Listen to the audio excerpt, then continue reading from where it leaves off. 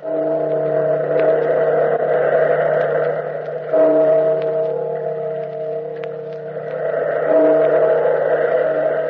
of the past, phantoms of a world gone by speak again the immortal tale. The case of Monsieur Valdemar.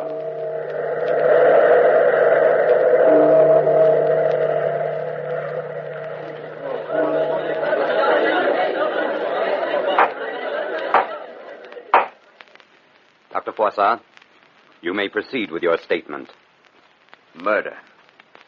I, Dr. Emile Froissart, stand charged with murder. But, Your Honor, murder means to take away the life of someone.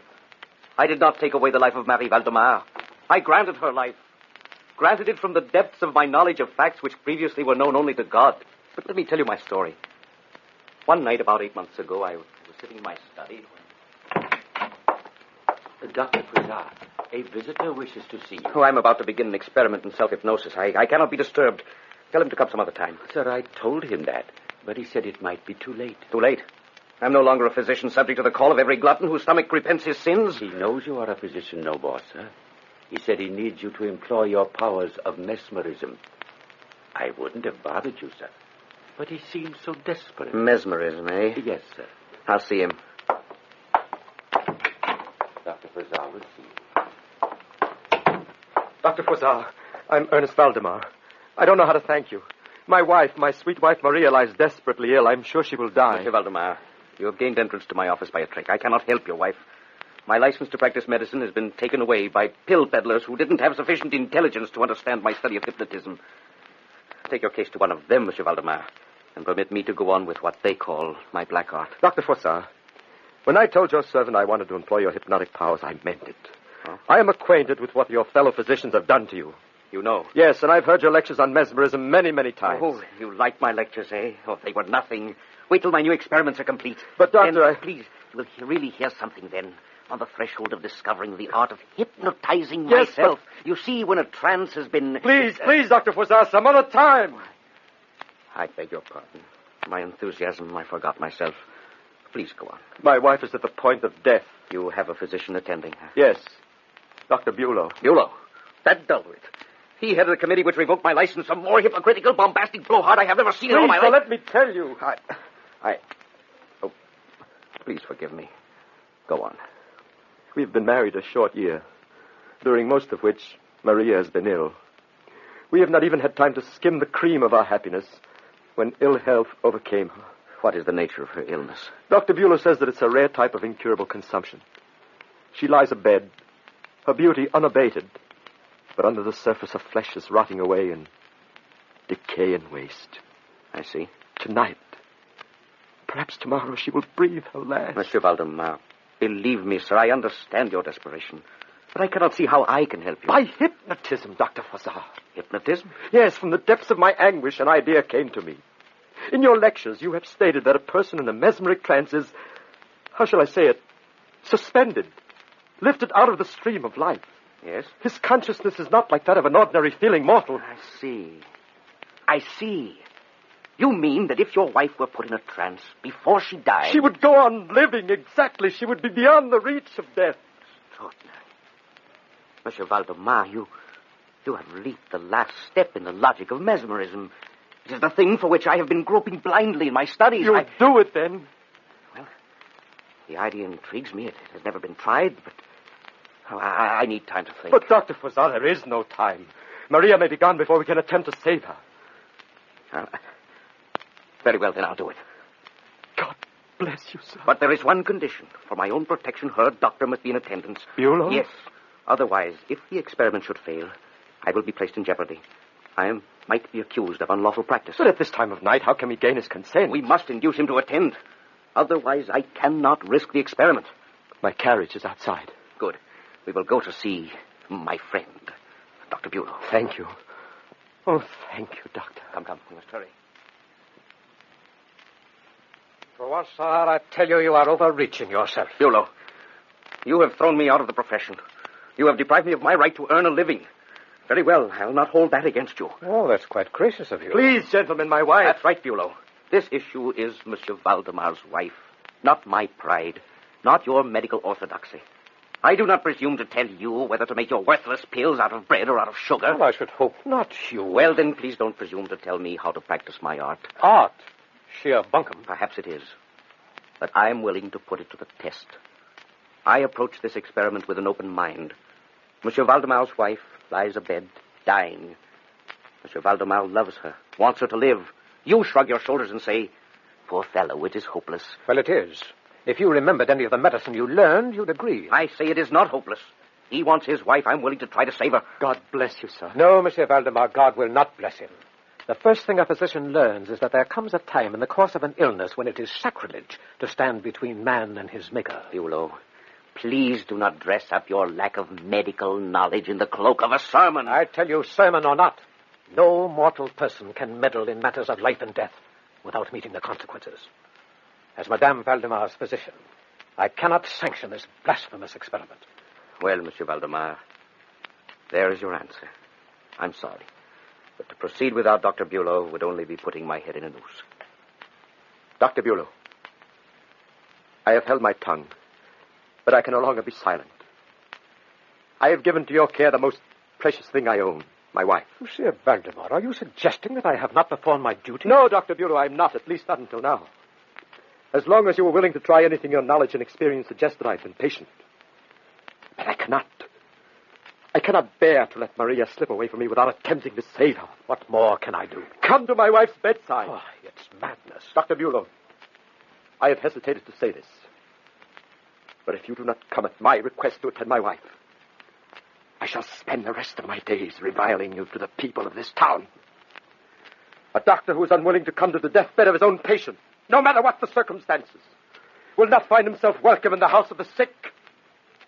Very well. I shall go with you, Monsieur Valdemar, but only to protect you from this charlatan. Froissart, this is your doing. I won't forget it.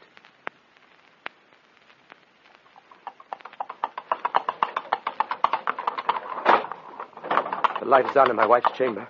Come, gentlemen. We have no time to lose. I warn you, Froissart. Do not attempt any medical cure. Dr. Bulow, please. This way, gentlemen. Oh, Monsieur Valdemar, I'm so glad you're here. Madame has nearly left us.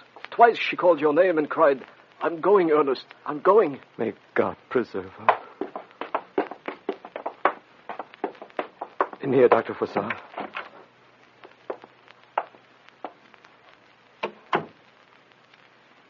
Ernest. Oh, I was afraid you'd left me alone forever. Never, Maria. I've brought someone who will help you. No one can help me now. Do not say that, madame. Put yourself in my hands. Think only of life, of the joy of living. Dr. Bulow, would you care to examine the patient? I have given my judgment. You may proceed. Do you need anything, Dr. Froissart? Give me a candle, please. And everyone be good enough to remain quiet and let me have your attention and good wishes. Here is the candle. Thank you. Now, Madame Valdemar, I am going to put you in a trance. Are you willing? Yes. Yes, I want to be put in a trance. But I'm afraid you've come too late. There is yet time. Life does not exist in quantity. It is all or none. While there is life, it can be preserved if you want it, wish it, if there is nothing dearer than it. Look at the candle. See the flame of the candle. I see the candle. The candle will preserve you from death if you will put yourself in my hands. In my hands. Look at the candle and think. Think slowly. Go to sleep. Go to sleep. Go to sleep. Are you asleep now? Not asleep, but very, very tired. You want to sleep. You want to fall deep, deep asleep. You're tired. You're drowsy. Sleep. Sleep. There. There. Sleep. Maria, Are you asleep? Yes. Asleep now. Do not wake me. Let me die so. Do you still feel pain? No pain. I am dying. Raise your arm and point at the candle. Incredible. She hasn't had the strength to do that in days. Now, lower it. That's very good. She's in a trance now. Will you take over, Dr. Bulow? Perhaps feel her pulse. Very well. God bless her. She looks so beautiful. The pulse is steady, but it's very weak. It's growing weaker. Her breath is hardly noticeable. Give me a mirror. We'll see. Here, Doctor. There. Just the faintest clouding. Her life is ebbing away fast. Are you asleep, madame? Yes. Still asleep. Dying. Her pulse has stopped. The mirror doesn't cloud. She stopped breathing. You mean all hope is gone, Dr. Bulow? Hope was gone before, Monsieur Valdemar. Life cannot be lengthened by the application of parlor games. I only regret that your hopes have been raised so cruelly by this charlatan. Bulow, did you ever think that there may be matters in this world beyond our ken, forces which are indestructible, which live independently of the beating of the human heart? Oh, you're mad. Dangerously mad. A deathbed is no place for this cabalistic mumble-jumble. There can be no better place. For there, where life and death meet, is the great mystery which man must ever aspire to know if he is to know God. What do you mean? You, a physician, say she is dead. But I put her in a trance, and only I can release her. But she is dead, man. Dead.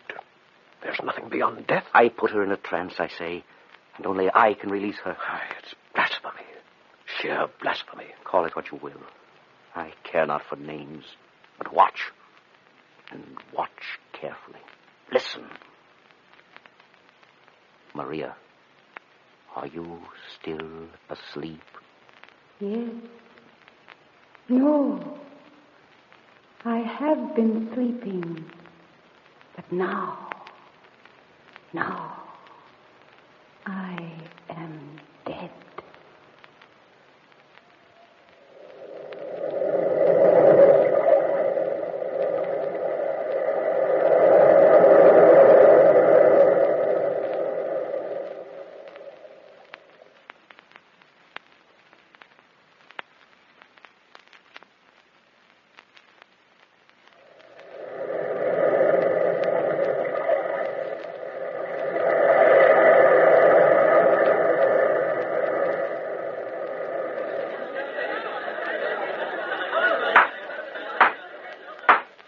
Dr. Froissart, you testify under oath that after her heart and breath had stopped, Madame Valdemar spoke. Is this really true? I swear to it, Your Honor. I cannot deny that these words issuing from the still, lifeless Maria Valdemar called forth an unutterable, shuddering horror in everyone that was present at her bedside. Even Bulow stood aghast, his face moist with fear. This is the devil's work. Maria Valdemar is dead. But it was her voice. It sounded as if it came from a distance or echoed through a large cavern. I heard the voice, but there's no pulse, no breath. Your wife is dead. Perhaps it is my turn to preach a sermon, Bulow. How can you, a mere mortal, presume to say what constitutes life and what does not? Her breath is stilled. Her heart no longer beats. She's dead. Bulow, can't you see? This is no time to recite elementary physiology by rote. She's dead. All the signs prove it. Signs? What signs? Does a dead person speak? No. It is plain that death has been arrested by the mesmeric process. Dr. Bulow, why do you insist she is dead? We had so little time for happiness together. Do you begrudge me the faint small spark of life that yet remains? Maria, my love is yours forever. Her lips tremble as if she's trying to reply. Monsieur Valdemar, I have my responsibility. Your wife is dead. Her death must be reported. Bulow, I know your responsibility well. I have exercised it many times myself with heavy heart. But I cannot see how you dare pronounce Madame Valdemar dead. Froissart, I told you at your trial in front of the committee that no good would come of this dealing with the devil. I warned you before that you would regret your meddling with life and death. Madame Valdemar has died. I must report it. Please, Please, Dr. Bulow, I beg of you. You heard her speak. You saw her lips tremble. Can't you accept this miracle? Suppose I do accept it. Would you? I can accept the miracle, but I cannot accept the responsibility arising from it. Then you will issue no certificate of death? There will be none issued so long as the flicker of life remains. Good night, gentlemen.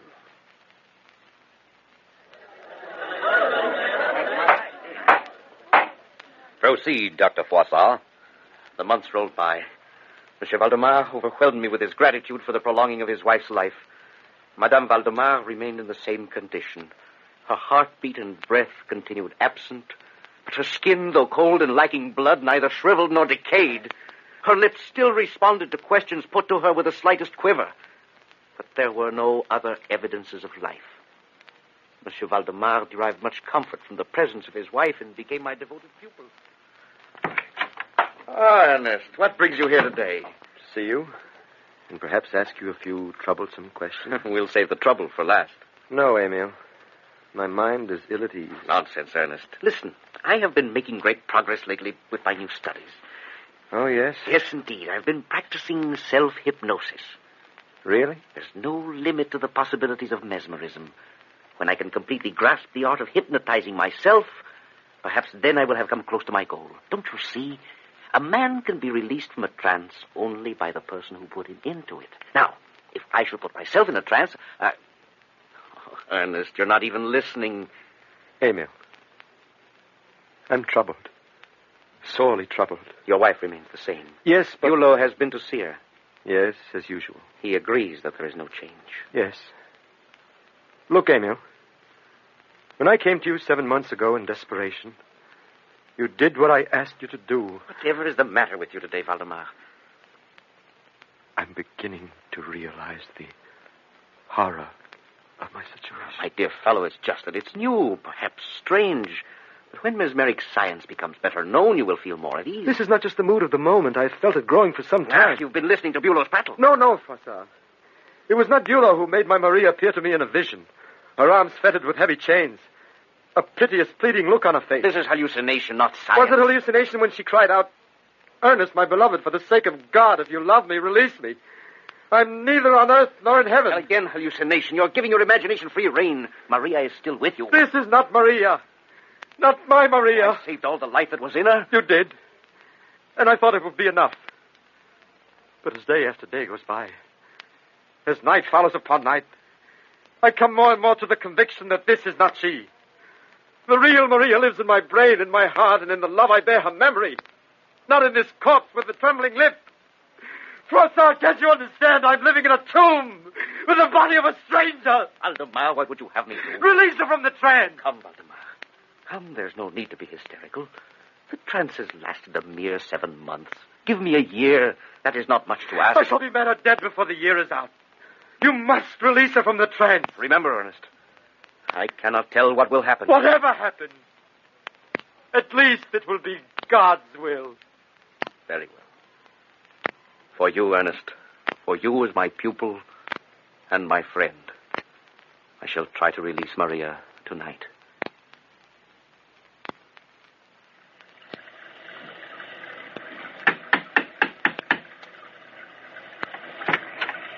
Dr. Froissart. Oh, good evening. It's good to be in out of the rain. They are up in Madame Val... in her chamber. They? Monsieur Valdemar and Dr. Bulow. Oh, what is Bulow doing here? I beg your pardon, sir. Oh, nothing. They're waiting for me? Yes, sir. Thank you.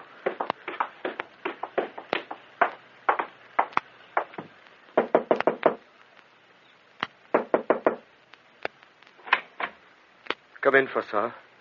We're ready. Bulow, what are you doing here? Attending my patient. I see. After all, we agree that she is alive, don't we? Of course. Monsieur Valdemar, I'm sorry. Tonight's work cannot be done in the presence of an unsympathetic spirit such as Bulow's. It will require the most delicate hypnotic adjustment. Put your mind at ease, Froissart. Not for the world would I be present at tonight's meeting with the devil. That's your responsibility, completely. I leave her in your hands. Alive. Good. Now that he is gone, I can work. Maria Valdemar, you are in my power. Awake. Awake. Awake from the trance. Look, her eyelid twitched. Maria, I command you to raise your arm. Your right arm. Your arm. Move your right arm. Maria. Maria, can you explain what your feelings or wishes are now? Look, her lips. For God's sake, quick, quick. Put me to sleep or waken me. Quick. I say to you, I am dead. Maria Valdemar, waken, be among the living, waken. Dead. Dead. See, our whole body's moving. Rise, awaken, live. Dead. No, she lies still. It is too late. Maria, are you with us? She does not answer. Her lips tremble no more. Dr. Bulow! Valdemar, you called? Bulow! She's gone. She's dead. Froissart, what have you done? I? Done? She was alive when I left this room. What have you done? Nothing. I released her from the trance. Release? Trance? Neither science nor the law recognizes these terms. What do you mean, Bulow? But this is the end of your meddling, Froissart. My patient was alive when I left this room. We agreed that she was alive. Now she's dead. I charge you with the murder of Madame Maria Valdemar. This, Your Honor, is the true and complete story. With full faith in the justice of the court, I shall await the verdict.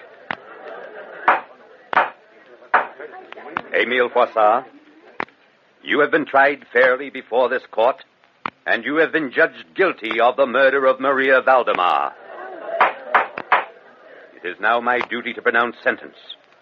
I hereby condemn you to hang by the neck until you are dead. Dead. They thought they could kill me, but they forgot that it was I, Emile Froissart, who had discovered in mesmerism the secret of immortality. They led me to the gallows. They blindfolded me. They put the noose over my head. But I laughed at them. Yes, laughed at their gallows and their noose. They sprang the trap. The noose tightened around my throat. I quickly put myself in a trance from which I could be released only by myself. Dead. I shall go on living forever.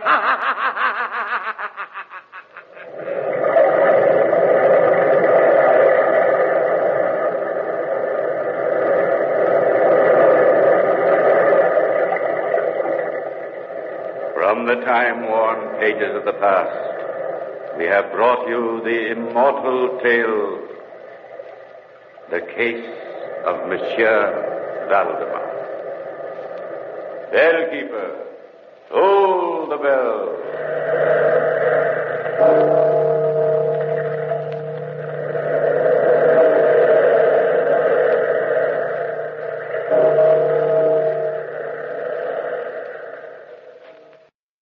The Cask of Amontillado by Edgar Allan Poe. The 1,000 injuries of Fortunato I had borne as I best could. But when he ventured upon insult, I vowed revenge. You, who so well know the nature of my soul, will not suppose, however, that I gave utterance to a threat. At length, I would be avenged. This was a point definitively settled, but the very definitiveness with which it was resolved precluded the idea of risk. I must not only punish, but punish with impunity. A wrong is unredressed when retribution overtakes its redresser. It is equally unredressed when the avenger fails to make himself felt as such to him who has done the wrong. It must be understood that neither by word nor deed had I given Fortunato cause to doubt my goodwill. I continued, as was my wont, to smile in his face, and he did not perceive that my smile now was at the thought of his immolation. He had a weak point, this Fortunato, although in other regards he was a man to be respected and even feared. He prided himself on his connoisseurship in wine. Few Italians have the true virtuoso spirit. For the most part, their enthusiasm is adopted to suit the time and opportunity, to practice imposture upon the British and Austrian millionaires. In painting and gemmary, Fortunato, like his countrymen, was a quack. But in the matter of old wines, he was sincere. In this respect, I did not differ from him materially. I was skillful in the Italian vintages myself, and bought largely whenever I could. It was about dusk, one evening during the supreme madness of the carnival season, that I encountered my friend. He accosted me with excessive warmth, for he had been drinking much. The man wore motley. He had on a tight-fitting, party-striped dress, and his head was surmounted by the conical cap and bells. I was so pleased to see him that I thought I should never have done wringing his hand. I said to him, "My dear Fortunato, you are luckily met. How remarkably well you are looking today. But I have received a pipe of what passes for Amontillado, and I have my doubts." "How?" said he. "Amontillado? A pipe? Impossible. And in the middle of the carnival?" "I have my doubts," I replied. "And I was silly enough to pay the full Amontillado price without consulting you in the matter. You were not to be found, and I was fearful of losing a bargain." "Amontillado? I have my doubts." "Amontillado?" "And I must satisfy them." "Amontillado! As you are engaged, I am on my way to Lucchesi. If anyone has a critical turn, it is he. He will tell me, 'Lucchesi cannot tell Amontillado from sherry.' And yet some fools will have it that his taste is a match for your own. Come, let us go." "Whither?" "To your vaults." "My friend, no, I will not impose upon your good nature. I perceive you have an engagement." "Lucchesi, I have no engagement. Come." "My friend, no, it is not the engagement, but the severe cold with which I perceive you are afflicted. The vaults are insufferably damp. They are encrusted with nitre. Let us go, nevertheless. The cold is merely nothing. Amontillado, you have been imposed upon, and as for Lucchesi, he cannot distinguish sherry from Amontillado." Thus speaking, Fortunato possessed himself of my arm. Putting on a mask of black silk and drawing a roquelaire closely about my person, I suffered him to hurry me to my palazzo. There were no attendants at home. They had absconded to make merry in honor of the time. I had told them that I should not return until the morning, and had given them explicit orders not to stir from the house. These orders were sufficient, I well knew, to ensure their immediate disappearance, one and all, as soon as my back was turned. I took from their sconces 2 flambeaux, and giving one to Fortunato, bowed him through several suites of rooms to the archway that led into the vaults. I passed down a long and winding staircase, requesting him to be cautious as he followed. We came at length to the foot of the descent, and stood together on the damp ground of the catacombs of the Montresors. The gait of my friend was unsteady, and the bells upon his cap jingled as he strode. "The pipe," said he. "It is farther on," said I. "But observe the white webwork which gleams from these cavern walls." He turned toward me and looked into my eyes with 2 filmy orbs that distilled the rheum of intoxication. "Nitre?" he asked at length. "Nitre," I replied. "How long have you had that cough?"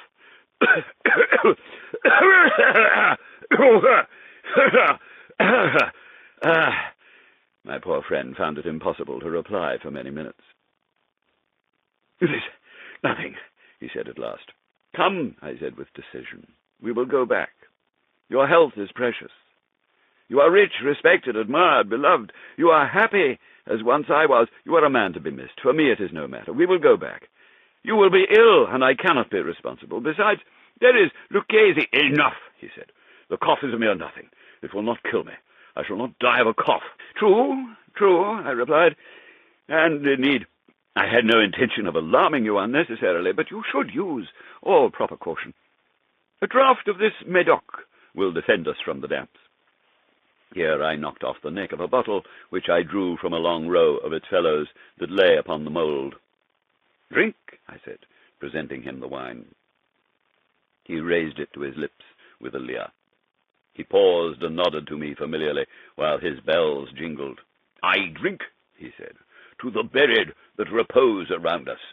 "And I, to your long life." He again took my arm, and we proceeded. "These vaults," he said, "are extensive." "The Montresors," I replied, "were a great and numerous family." I forget your arms. A huge human foot, door in a field azure. The foot crushes a serpent rampant, whose fangs are embedded in the heel. And the motto? Nemo me impune lacessit. Good, he said. The wine sparkled in his eyes, and the bells jingled. My own fancy grew warm with the Medoc. We had passed through long walls of piled bones, with casks and puncheons intermingling, into the inmost recesses of the catacombs. I paused again, and this time I made bold to seize Fortunato by an arm above the elbow. "The nitre," I said. "See, it increases. It hangs like moss upon the vaults. We are below the river's bed. The drops of moisture trickle among the bones. Come, we will go back ere it is too late." "Your cough, it is nothing," he said. "Let us go on. But first, another draught of the Medoc." I broke and reached him a flagon of de Grave. He emptied it at a breath. His eyes flashed with a fierce light. He laughed and threw the bottle upward with a gesticulation I did not understand. I looked at him in surprise. He repeated the movement, a grotesque one. "You do not comprehend?" he said. "Not I," I replied. "Then you are not of the Brotherhood." "How? You are not of the Masons?" "Yes, yes," I said. "Yes, yes." "You? Impossible. A Mason?" "A Mason?" I replied. "A sign," he said. "It is this," I answered, producing a trowel from beneath the folds of my roquelaire. "You jest," he exclaimed, recoiling a few paces. "But let us proceed to the Amontillado." "Be it so," I said, replacing the tool beneath the cloak, and again offering him my arm. He leaned upon it heavily. We continued our route in search of the Amontillado. We passed through a range of low arches, descended, passed on, and descending again arrived at a deep crypt, in which the foulness of the air caused our flambeaux rather to glow than flame. At the most remote end of the crypt there appeared another, less spacious. Its walls had been lined with human remains, piled to the vault overhead in the fashion of the great catacombs of Paris. 3 sides of this interior crypt were still ornamented in this manner. From the fourth, the bones had been thrown down and lay promiscuously upon the earth, forming at one point a mound of some size. Within the wall thus exposed by the displacing of the bones, we perceived a still interior recess, in depth about 4 feet, in width 3, in height 6 or 7. It seemed to have been constructed for no especial use within itself, but formed merely the interval between 2 of the colossal supports of the roof of the catacombs, and was backed by one of their circumscribing walls of solid granite. It was in vain that Fortunato, uplifting his dull torch, endeavored to pry into the depth of the recess. Its termination the feeble light did not enable us to see. "Proceed," I said. "Herein is the Amontillado." "As for Lucchesi, he is an ignoramus," interrupted my friend, as he stepped unsteadily forward, while I followed immediately at his heels. In an instant he had reached the extremity of the niche, and finding his progress arrested by the rock, stood stupidly bewildered. A moment more, and I had fettered him to the granite. In its surface were 2 iron staples, distant from each other about 2 feet horizontally. From one of these depended a short chain, from the other a padlock. Throwing the links about his waist, it was but the work of a few seconds to secure it. He was too much astounded to resist. Withdrawing the key, I stepped back from the recess. "Pass your hand," I said, "over the wall. You cannot help feeling the nitre. Indeed, it is very damp.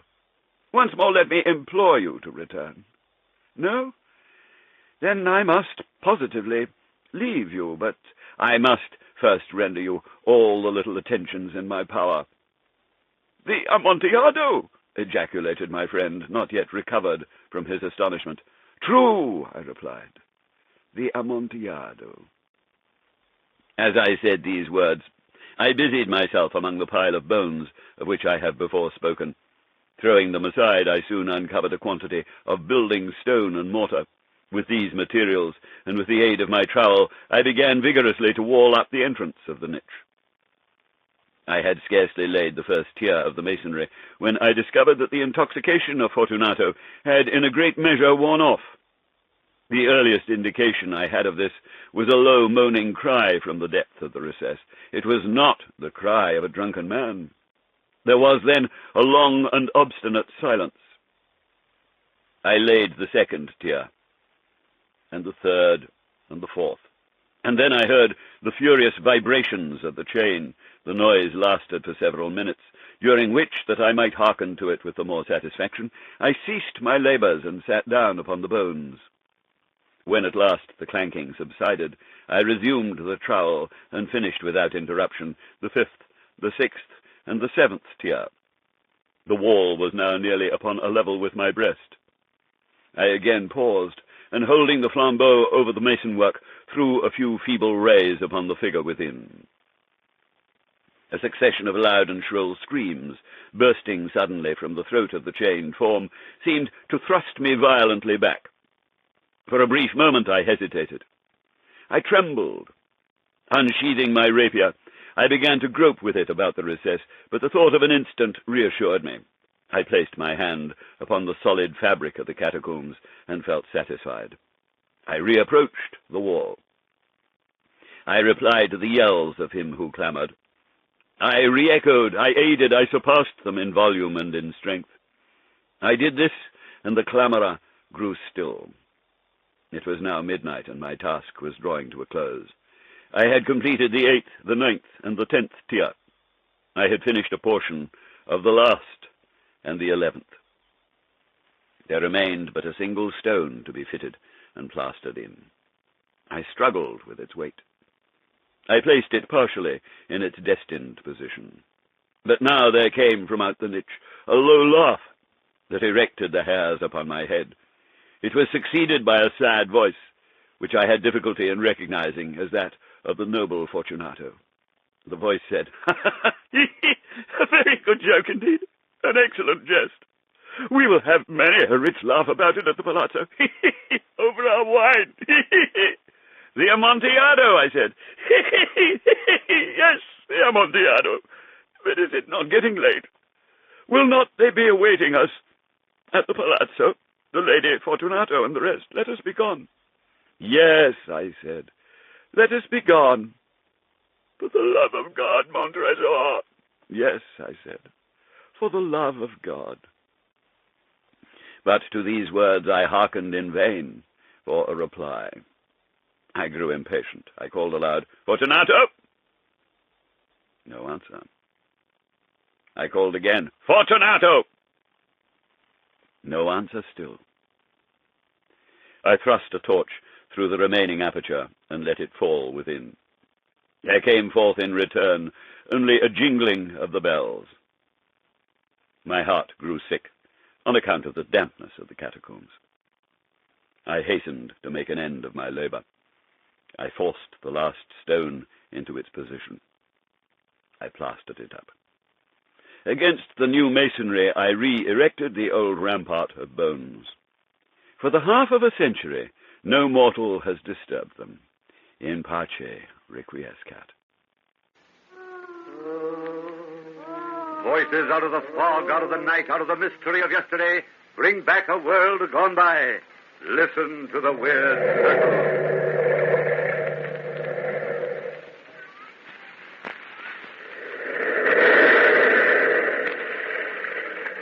The weird circle. In this cave, by the restless sea, we are met to call from out the past stories strange and weird. Bellkeeper, toll the bell, so all may know we are gathered again in the weird circle.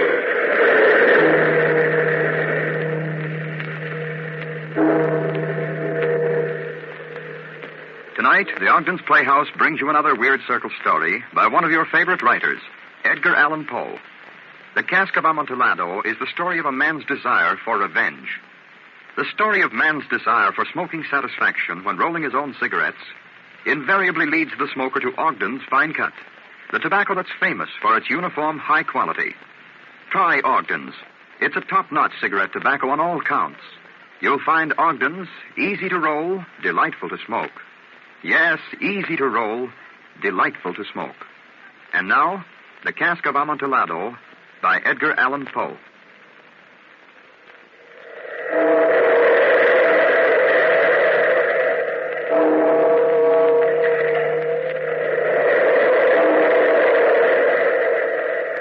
Out of the past, phantoms of a world gone by, speak again the immortal tale, The Cask of Amontillado.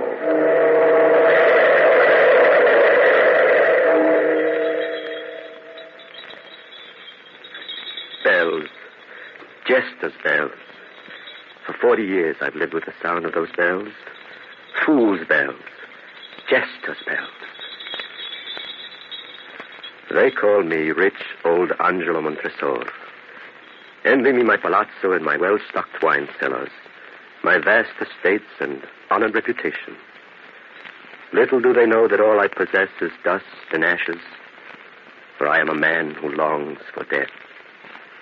But years ago, in this same lovely Italian town, I was the young Angelo, filled with dreams of the future, happy in the company of my good friend Fortunato. We were walking together one spring evening in the Piazza Santa Anna. Come, Angelo. Here's the cafe. They say Beppo keeps rare old wines. I should like to sample some. I know you fancy yourself a great connoisseur of vintages, Fortunato mio, but I shall not join you now, for I am meeting Lucia. You and your Lucia. Let's have a glass or two. Keep her waiting. That's good for any girl. Lucia isn't any girl. She's the bright star of my life. I love her very dearly. Love? You may love her, but what makes you think you can win her? What have you to offer as a son-in-law? Likely face and figure, granted. But wealth? I'm my uncle's heir. All you Montresors are long-lived. Have you business sense, brains, ambition? My ambition is to have Lucia for my wife, a small Kazai. Yes, and many sniveling bambinos. Yes. Now, my dear simpleton, you haven't a chance with her father. Now, suppose it were me. Lucia is beautiful, yes. I might even wish to marry her myself. And I could, yes. Merely by telling her father that I wish to. That would be a good business alliance. But love? Nonsense. How can you say such things, Fortunato? Why do you brag so? I'm not bragging. I shall always get what I want. I am a leader of men, whilst you are a love-lorn loon. Born to be a sheep and a follower. Well, I'm not following you now. Go, sample your fine wine and talk of the great things you will do. I have something much more important to do. Angelo! Angelo! It's Lucia. Isn't she lovely? Very lovely. Caro mio. Lucia, darling. It's wonderful to see you. Greetings, my little pigeon. Good evening, Fortunato. But I am not your little pigeon. Good night, Angelo. Arrivederci, Fortunato. Lucia. Lucia, dear, you were almost rude to Fortunato. Why? I do not like him. I know he is your friend, but... He is. He's a great fellow and very fond of me. Is he? Of course. Man's man, perhaps, not a woman's ideal. He's cruel and hard. A girl can tell. But let's not talk of Fortunato. Are you going to speak to Father tonight? Yes. But I'm afraid he won't allow you to marry me. Why not, Angelo? I have no wealth, no business. Darling, do not belittle yourself so. You are all the world to me. Lucia, is this miracle true? You do really love me? With all my heart. Now and forever. Be brave, Angelo. Speak to my father. He will not deny me happiness. To my great joy, her father gave us his blessing. Lucia was to be my own dear wife. I was walking on air, humbly, deeply grateful. Just before our wedding was to take place, all our friends were invited to Lucia's home to celebrate. It was a happy evening of song, wine, and congratulations. Fortunato, most of all, seemed elated at my good fortune, and he and I were the last to take our leave. We walked along through the dark, empty streets, talking of the party and plans for my coming wedding. We reached his door. See here, boy, I do not like your going home alone. Huh? It's the blackest kind of night. I think I should go along with you. You mean you walk me to my door and then I escort you to yours and so back and forth till dawn, huh? But these streets are not safe so late at night. Oh, nonsense. I have my land. Well, don't say I didn't warn you. No, I'm not afraid. Well, no, sir, my friend. Till tomorrow, Angelo.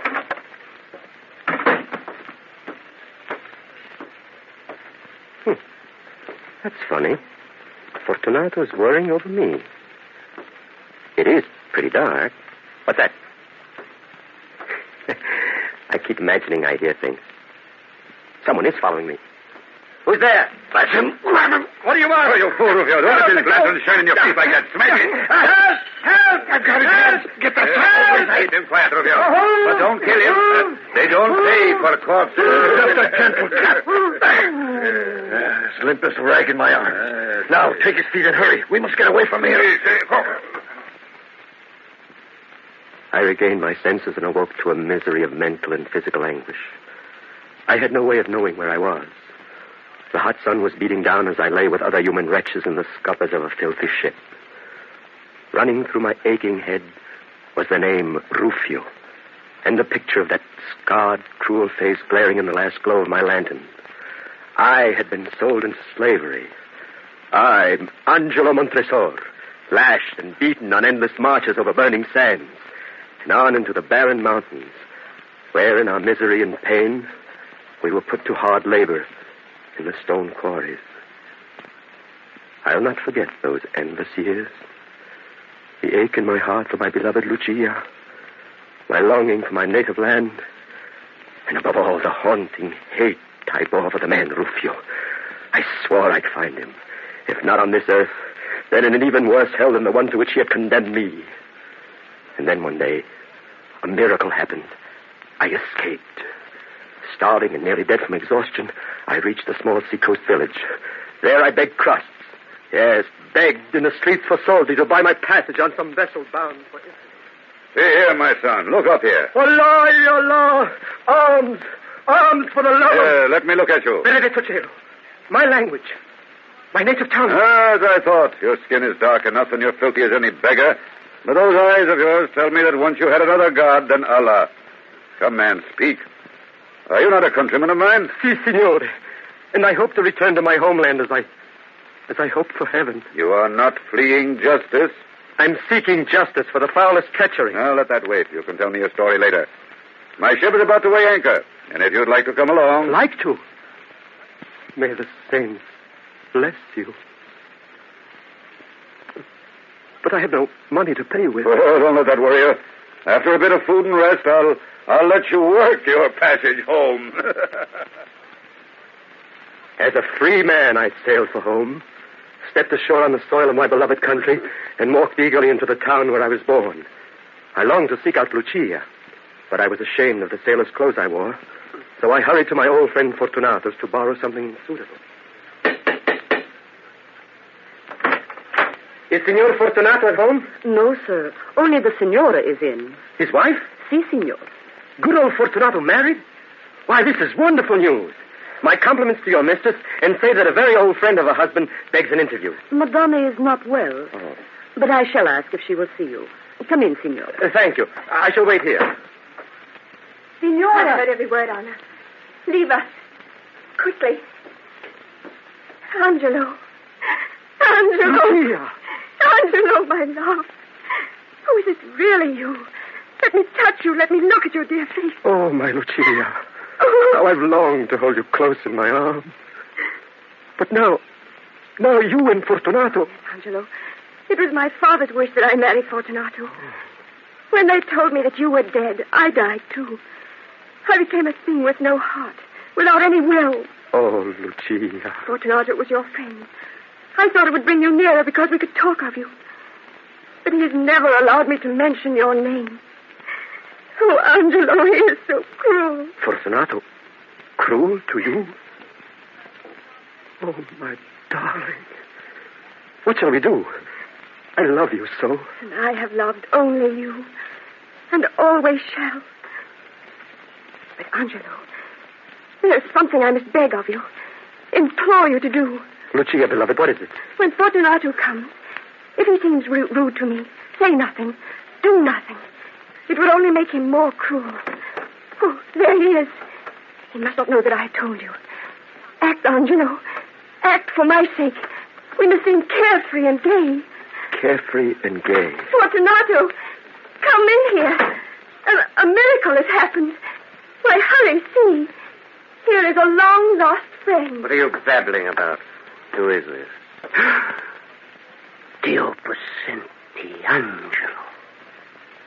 But you were killed. No, old friend, not killed. Oh, well, heaven be praised. We've mourned you all these years. What happened? Where have you been? Well, that night I left you at your house, I was followed and set upon by two ruffians. Santa Maria. And to think I let you go home alone. Oh, I blame myself.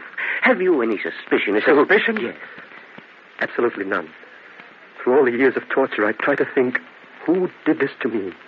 What hidden enemy? Or perhaps, Angelo, a false friend. Be still, Lucia. This is man's talk. You will serve us best by getting a bottle of my favorite Lacrima Christi from the cellars. This should be a celebration. See, Fortunato.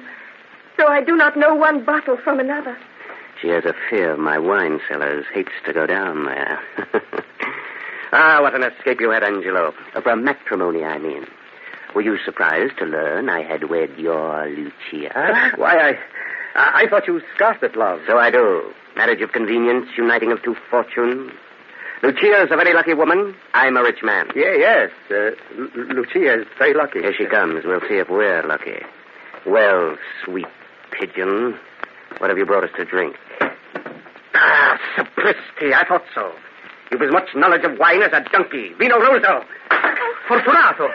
But there's wine all over Lucia's dress. And it may make her more cheerful, even if it is only on the outside. Lucia, are you all right? Pay no attention to her clutching at her heart, Angelo. That's a gesture she's fond of. But she's not well. Lucia's always ailing, aren't you, my sweet? Shall I get another bottle? No, I'll fetch the wine myself. But wait. Perhaps I shouldn't leave you two childhood sweethearts alone together. In those rags, Angelo, you are no romantic hero. And as for Lucia... Lucia, what is he doing to you? Oh, my darling, I can't believe it. Fortunato, once so good a companion, a gentle friend. My dearest, in those lost happy hours so long ago, I warned you that Fortunato was cruel and hard, not to be trusted. And I believed you wrong. Oh, my Lucia, come away with me. We'll seek a new life together. No, Angelo. I am Fortunato's wife. I cannot break my vows. But what of our love? Our love that has sustained us during all these years. That love will never die, my darling. But there can be no happiness for us on this earth.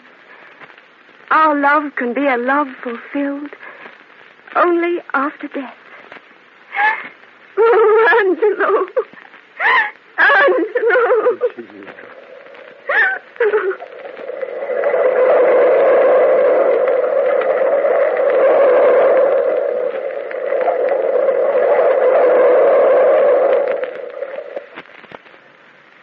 Stories of false friends and intrigue are as old as time itself. Here, however, we have the story of a false friend, Fortunato, whose machinations bring unhappiness and near destruction to two people who seek and deserve a far better fate. The climax of tonight's Weird Circle story promises a disturbing conclusion. But speaking of good friends and happy conclusions, smokers everywhere know that Ogden's fine-cut tobacco has been a steady friend to the discriminating roll-your-own smoker right down through the years. They know, too, that when they say, "Make mine Ogden's," there's only one possible conclusion, and that's complete smoking satisfaction. Try Ogden's. See how uniformly it rolls into a fine cigarette. And the moment you light up, the inner goodness of Ogden's is yours to enjoy to the full. You'll say that Ogden's is tops in quality. You'll agree that Ogden's is easy to roll, delightful to smoke. Yes, easy to roll, delightful to smoke. And now back to our story, The Cask of Amontillado by Edgar Allan Poe. Angelo, on the eve of his wedding to his beloved Lucia, is waylaid and sold into slavery. After long years, he escapes and returns at last to his own house. To his despair, he finds that Lucia, believing him dead, has obeyed her father's wish and has married Fortunato, a connoisseur of wines, and Angelo's best friend. And now, our story continues.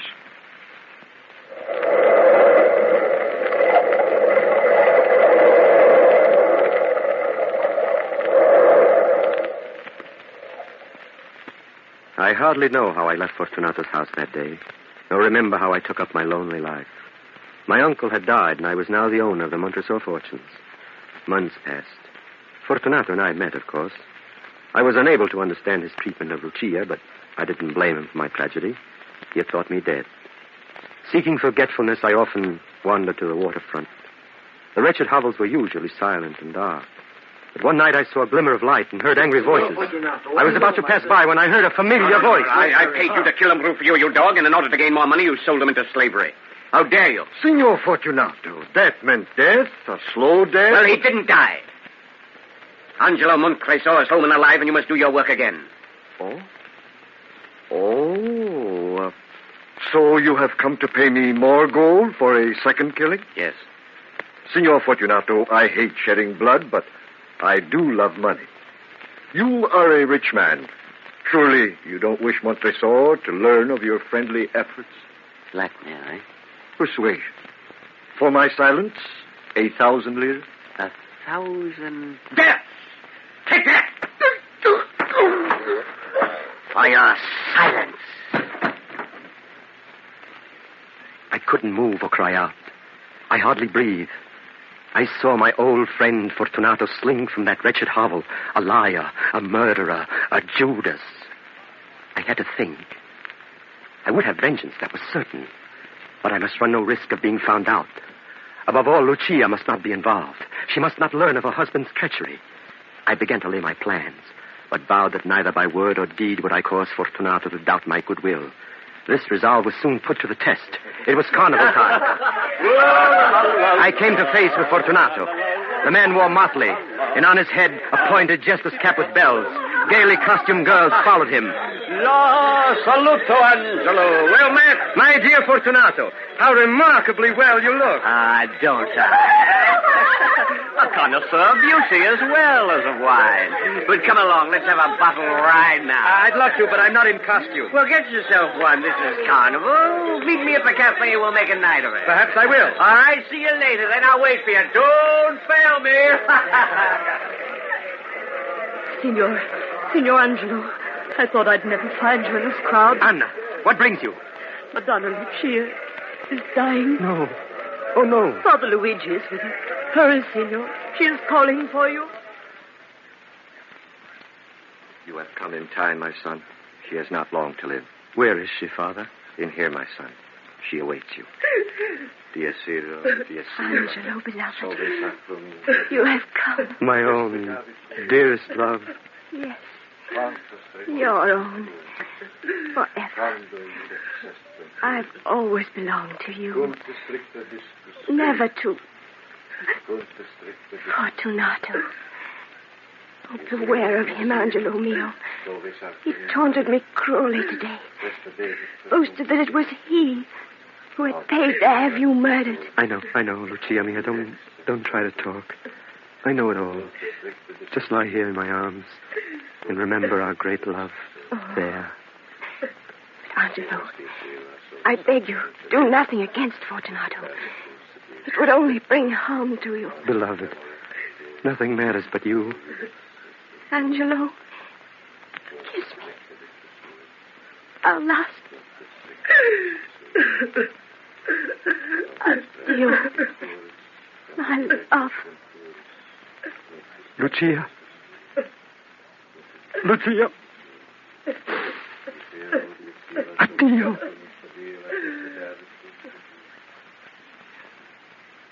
Lucia died in my arms, and my heart died with her.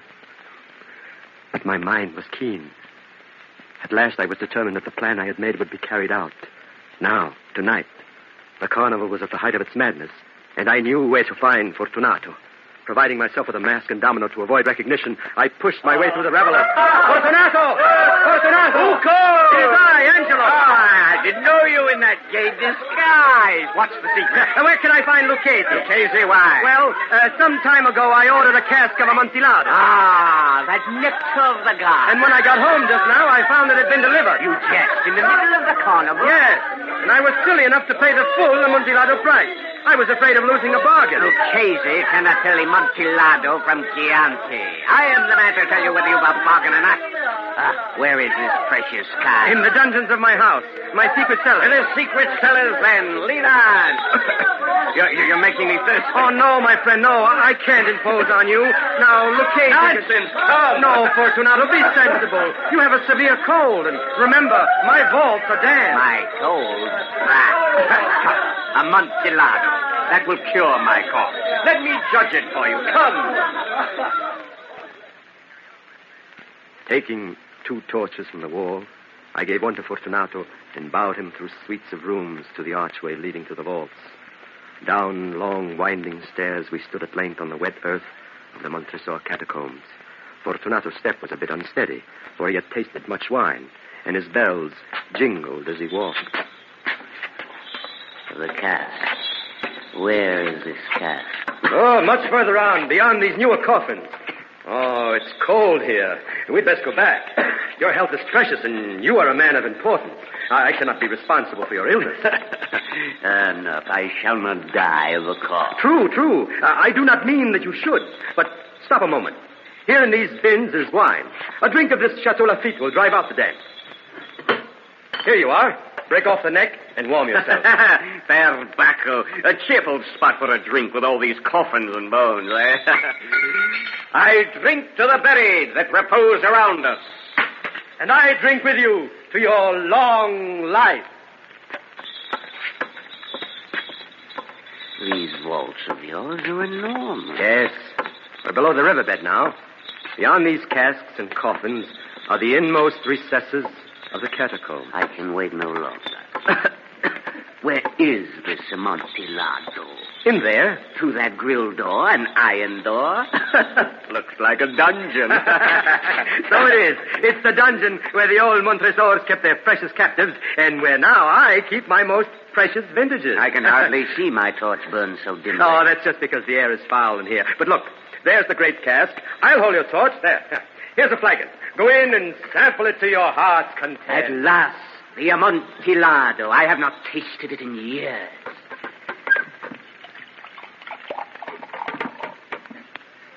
Ah, Angelo, this is superb. It is priceless. But bring the torches. Where are you? Here. Outside the door. Angelo, what are you doing? A very good joke indeed. An excellent joke. We will have a good laugh about it back at the cafe. Now, let me out. It's damp in here. It's very damp.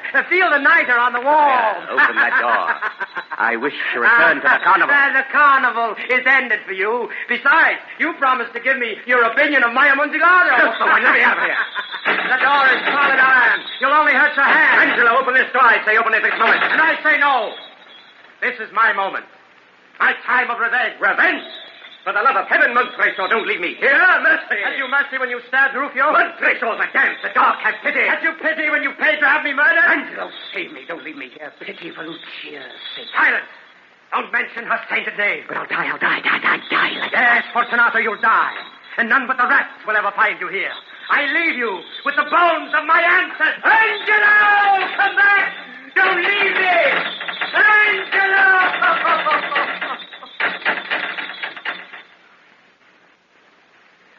The hideous tinkle of those jester bells. 40 years I've lived with the sound of those bells. Fool's bells. Jester's bells.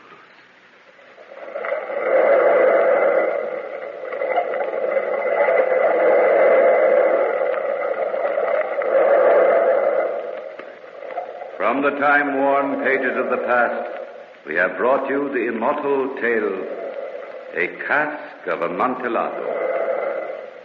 Bellkeeper, toll the bell.